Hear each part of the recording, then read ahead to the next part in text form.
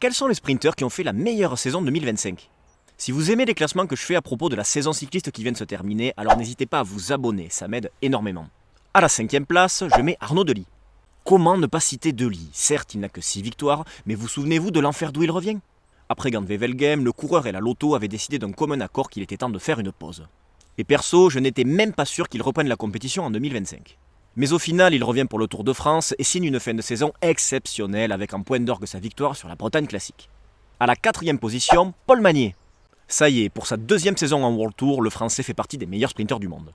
19 victoires, dont 6 en World Tour, ce qui fait de lui le 2e meilleur scoreur de la saison derrière Pogacar.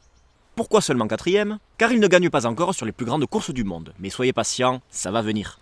3ème place, Jasper Philipsen. Croyez-moi, pour le podium, ce fut un vrai casse-tête. Car oui, Philipsen, c'est seulement 7 victoires en 2025, mais bon sang, elles sont super importantes. Kurne-Bruxelles-Kurne pour la rentrée des Flandriennes, la première étape du Tour, ce qui lui vaut de porter le maillot jaune, et 3 sur la Vuelta avec en prime le maillot rouge. Et il ne faut surtout pas oublier son rôle sur Paris-Roubaix. S'il avait pu finir son Tour de France, je pense qu'il aurait eu match avec le prochain coureur du classement. 2ème place, Jonathan Milan. 9 victoires pour l'Italien de la Lidl Trek et que sur des grosses courses. UAE Tour, Tirreno Adriatico, le Dauphiné et surtout 3 étapes sur le Tour avec en prime le maillot vert. Mais je ne peux pas le mettre à la première position, tout simplement car il y a plus de densité du côté de mon leader. Et oui, à la première place, c'est Tim Merlier. 16 victoires au total, 4ème scoreur de l'année, et le pire, c'est qu'il gagne partout.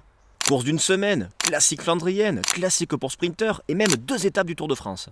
Et quand il ne gagne pas, c'est qu'il n'est pas là ou qu'il n'est pas dans le paquet, car sinon, il bat quasi systématiquement l'ensemble des autres sprinters en 1v1. Et pour vous alors, quel sprinter fait la meilleure saison 2025? Dites-le moi en commentaire.